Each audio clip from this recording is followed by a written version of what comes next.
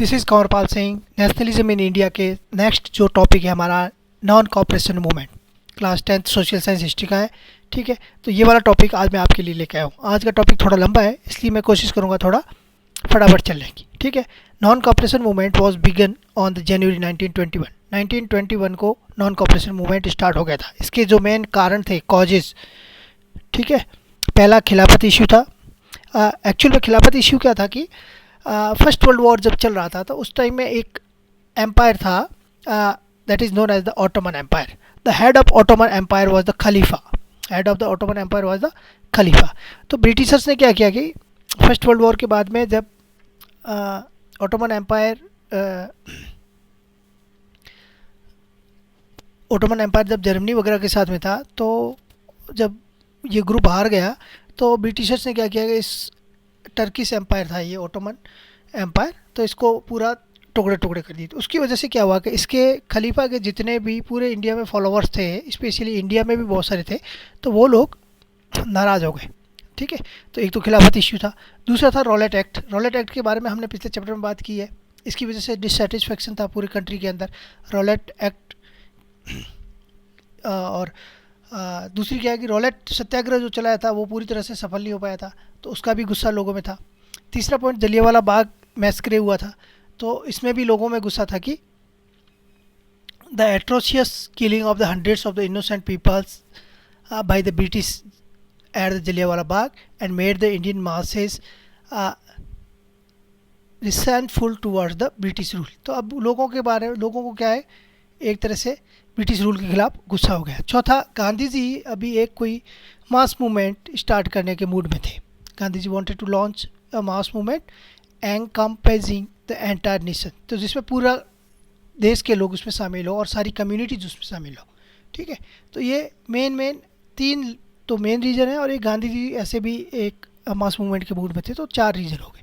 ठीक है, अब इसमें मेथड क्या अपनाया है इन लोगों ने मतलब नॉन कॉपरेशन का मतलब we will not cooperate the British government. जब पब्लिक गवर्नमेंट को कॉपरेट नहीं करेगी तो गवर्नमेंट नहीं चल पाएगी। ठीक है, तो इसके लिए क्या किया, सबसे पहले जितने भी टाइटल्स मिले हुए थे, जैसे महात्मा गांधी को अपने रविंद्रनाथ टैगोर को सर की उपाधि दी गई थी, तो उन्होंने वो टाइटल वापस लौटा दिया।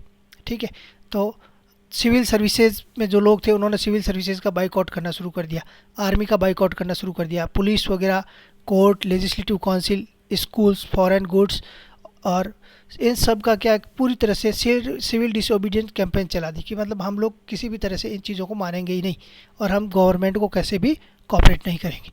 फिर कुछ लोग इससे एग्री नहीं थे। ठीक है, कुछ लोगों को ये लग रहा था कि इस मूवमेंट की वजह से हमारे बहुत सारे जो लेजिस्लेटिव वर्क है वो जो उनके ऊपर कुछ इफेक्ट पड़ेगा। तो few Congress members were not in the support of the idea of boycotting the council election. जो काउंसिल इलेक्शन हो रहे थे उनको बाइकॉट नहीं करना चाहते थे, और they wanted to the bring about changes in the system. ठीक है, by the being in the power. तो जिसमें CR दास, चित्तरंजन दास और मोतीलाल नेहरू वो थे। इन्होंने फिर एक कांग्रेस के अंदर ही नई पार्टी बनाई थी, स्वराज पार्टी। ठीक है, विद इन द कांग्रेस। और इन लोगों का ये आर्ग्यू था कि we should return to the council politics, हमें काउंसिल पॉलिटिक्स की तरफ वापस जाना चाहिए।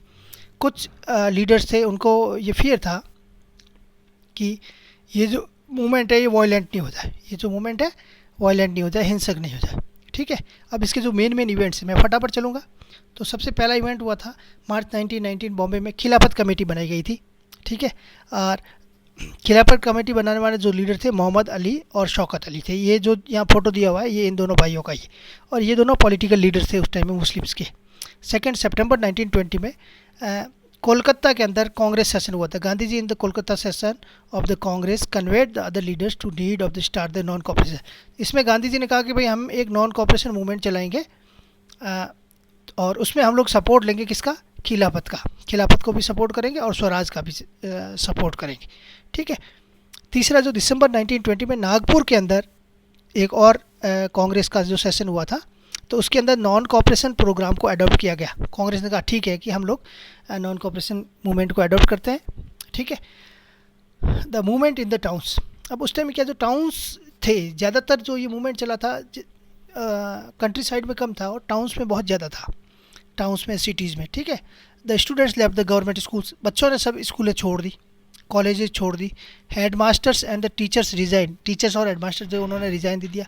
लोअर जो लॉयर्स थे उन्होंने अपना जो प्रैक्टिस थी उसको छोड़ दी, ठीक है, जो लीगल प्रैक्टिसेस करते थे। काउंसिल इलेक्शंस थे वो बाइकआउट कर दिए गए कि भाई कोई भी काउंसिल और इलेक्शन नहीं लड़ेगा, ठीक है।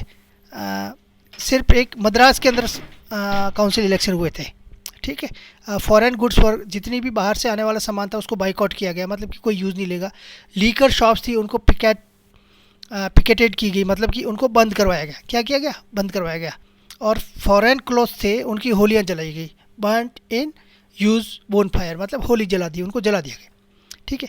तीसरा जो मेन इवेंट था 1921 से 22 के बीच में, सबसे बड़ा जो इफेक्ट था वो था कि फॉरेन क्लॉथ्स की जो डिमांड थी, इंपोर्ट था, वो बिल्कुल ड्रॉप डाउन हो गया, ठीक है। Merchants and the traders refuse to trade in the foreign goods. अब जो यहाँ के इंडियन मर्चेंट्स थे वो फॉरेन गुड्स लेने और बेचने में रिफ्यूज़ कर रहे थे कि भाई हम ना तो इसमें पैसा लगाएंगे, ना ये लेंगे और ना ये देंगे, ठीक है। और इंडियन टेक्सटाइल का जो प्रोडक्शन था और हैंडलूम का जो प्रोडक्शन था उसके अंदर ग्रोथ स्टार्ट हो गई, ठीक है। अब बहुत सारी जगह पे क्या है कि जैसे इस नॉन कॉपरेशन मूवमेंट का अलग अलग लोगों ने अपने हिसाब से उसका अलग अलग मीनिंग निकाला था। तो ऐसे ही कंट्री साइड में बहुत सारे रिबेलियंस हुए थे, मतलब विद्रोह हुए थे, ठीक है। पीजेंट्स थे, उन्होंने बेगार, ये मैं बाद में आपको एक बताऊंगा, बेगार का मतलब बिना पैसे काम करवाना, बिना पैसे काम करवाना। तो ये पहले के टाइम में ब्रिटिशर्स और जितने भी ज़मींदार वगैरह थे वो लेबर से अपने घरों पे या फिर अपने खेतों में बिना पैसे दिए काम करवाते थे। And work without pay in the farms of the oppressive landlord, बड़े लैंडलॉर्ड थे वो काम लेते थे, ठीक है। The peasant movements demanded the reduction of the revenue, abolition of the begar and the social boycotting of the oppressive landlord. तो इसके अंदर पीजेंट्स ने जो मूवमेंट्स किया उनकी मेन जो डिमांड थी 3 चीज़ें थी। एक तो जो रेवेन्यू हमसे लिया जा रहा है उसको ख़त्म किया जाए, बेगार को ख़त्म किया जाए, और सोशल बाइकॉटिंग कर दी उन्होंने जितने भी बड़े बड़े लैंडलॉर्ड थे उनकी। अवध के अंदर the peasants were led by the Baba Ramchandra के नेतृत्व में अवध के जितने भी किसान थे उन्होंने आंदोलन किया। The houses of the taluqdars and merchants were attack. तो उस टाइम में ये कुछ चीज़ें गलत हुई थी, जैसे तालुकेदारों के घर पे अटैक करना, मर्चेंट्स, बड़े बड़े मर्चेंट थे उनके घरों पे अटैक करना, बाज़ार में लूटपाट करना, ठीक है। जितना भी अनाज वगैरह था उनको लूट लेना। तो ऐसी बहुत सारी प्रॉब्लम्स उस टाइम में हुई थी। जो local leaders told the peasants that Gandhi ji had declared that no taxes were to be paid and land was to be redistributed among the poor. तो ये इन लोगों ने अपना मतलब निकाल दिया, गांधी जी ने ऐसा कुछ कहा नहीं था लेकिन इन्होंने अपना मतलब निकाल दिया, ठीक है। नाई धोबी थे, उन लोगों ने भी क्या किया, अपनी पंचायत बुलाई और उन्होंने लैंडलॉर्ड्स वगैरह को अपनी सेवाएं देना बंद कर दिया, ठीक है। अक्टूबर 1920 में अवध किसान सभा वॉज सेटअप, अवध किसान सभा सेटअप हुई जिसमें जवाहरलाल नेहरू, बाबा रामचंद्र और कुछ और लोग थे जो इसके सदस्य बने। ट्राइबल्स ने भी बहुत सारे रिवोल्ट किए, उसमें एक जो मेन नाम आता है अल्लूरी सीताराम राजू, ठीक है। ये आंध्र प्रदेश के अंदर इन्होंने एक गोरिल्ला वॉरफेयर चलाया था ब्रिटिशर्स के खिलाफ में। ये गुडेम करके हिल्स है आंध्र प्रदेश की, वहाँ पे, ठीक है। और इन लोगों ने पुलिस स्टेशन पे अटैक करना, ठीक है, ब्रिटिशर्स को मारना, ऑफिशियल्स वगैरह को भी मारना, ठीक है। और गुरिल्ला वॉर से इन लोगों ने स्वराज के लिए ये काम किया था, ठीक है। उसके बाद में जो प्लांटेशन वर्कर्स थे, स्पेशली अगर हम लोग बात करें तो जो टी बागान वगैरह के थे, तो और बहुत सारे ऐसे वर्कर्स थे जिनको ब्रिटिशर्स वगैरह यहाँ से दूसरी कंट्रीज़ में भी लेके गए थे। तो उन लोगों ने क्या किया, under the inland immigration act, ये एक एक्ट लेके आए थे ब्रिटिशर्स 1859 में, जो जिनको यहाँ से लेके जाते थे, प्लांटेशन वर्कर्स जो बगीचों में काम करवाने के लिए लेके जाते थे, ठीक है। They were not allowed to leave the tea gardens without the permission, बिना परमिशन के ये अपने गार्डन को नहीं छोड़ सकते। Thousands of workers defied the authorities left the plantation. तो इन लोगों ने क्या किया, अथॉरिटीज़ को किसी तरह से उन्होंने माना और इन लोगों ने अपना काम छोड़ के वहाँ से चले गए, घर चले गए। They believe that the Gandhi Raj coming and every one would be given. तो ये प्लांटर्स ने अपना एक अलग मीनिंग निकाला इस आंदोलन का, ठीक है। अब इस आंदोलन के अंदर बहुत सारी प्रॉब्लम्स आई थी या बाधाएं आई थी। तो वो बाधाएं क्या थी, एक तो क्या था, मूवमेंट बिल्कुल स्लोड हो गया because khadi clothes was often more expensive. अब एक्चुअल में क्या है कि फॉरेन क्लॉथ्स जो सबसे ज़्यादा मार्केट में थे उनको हमने बाइकआउट कर दिया, और खादी की सप्लाई, क्यों खादी हाथ से बनता था, इसकी सप्लाई बहुत कम थी, उसका मास प्रोडक्शन नहीं हो रहा था, तो इस वजह से जो गरीब लोग थे वो इसको खरीद नहीं पा रहे थे। एक इंडियन एजुकेशनल इंस्टीट्यूट हमारे पास में थे ही नहीं, हमारे यहाँ पे जितने भी स्कूल्स थी वो ब्रिटिशर चलाते थे। तो अब बच्चे उस स्कूल को छोड़ दिए, लेकिन हमारे खुद के अपने स्कूल नहीं थे, तो हम उन बच्चों को पढ़ाने के लिए कहाँ भेजे, और बहुत सारे पेरेंट्स इस वजह से डिमोरलाइज हो गए कि अब बच्चों का क्या होगा। ठीक है, और इसके बाद में क्या हुआ, 1922 में Mahatma Gandhi decided to the withdraw. अब विड्रॉ क्यों किया, मैंने पहले भी आपको बात की, बहुत सारी जगह पे मूवमेंट वायलेंट हो गया, बहुत सारी जगह पे मूवमेंट वायलेंट हो गया, हिंसक हो गया, लोग मार झगड़ा करना। उसमें सबसे बड़ी घटना जो हुई थी उस टाइम में चोरी चोरा, ये उत्तर प्रदेश के गोरखपुर डिस्ट्रिक्ट का एक थाना था, पुलिस थाना था। A peaceful demonstration was going on, but it turned into the violent, and the police station was burnt down by the people. तो इन लोगों ने क्या किया, पुलिस स्टेशन को आग लगा दी, और इसमें नियर अबाउट 22 पुलिस ऑफिसर्स और हम पुलिस के जो लोग थे उनकी जलने से मौत हो गई थी। तो गांधी जी को ये चीज़ बहुत बुरी लगी कि भाई जो लोग इस तरह से अगर करेंगे तो फिर हम नॉन कॉपरेशन मूवमेंट को आगे नहीं चला पाएंगे, हमें बिल्कुल भी नॉन वायलेंट होकर काम करना है। Gandhi ji was completely against the use of the violence, वो वायलेंस की बिल्कुल अगेंस्ट में थे। Believe that the protect was to becoming the violent in many areas. ठीक है, Gandhi ji thought that the satyagraha is needed to more tolerance and training for the leading the non violent. तो इसमें कहा कि भी जितने भी हमारे यहाँ पे जो वर्कर्स काम कर रहे हैं उनको और ज़्यादा टॉलरेंस होना चाहिए और उनको अच्छे से ट्रेंड होना चाहिए ताकि वो नॉन वायलेशन के ऊपर चल सके। ठीक है, अब इस चैप्टर की थोड़ी सी जो समरी है मैं आपको बता देता हूँ। नॉन कॉपरेशन मूवमेंट जो था वो जनवरी 1921 के अंदर स्टार्ट हुआ था।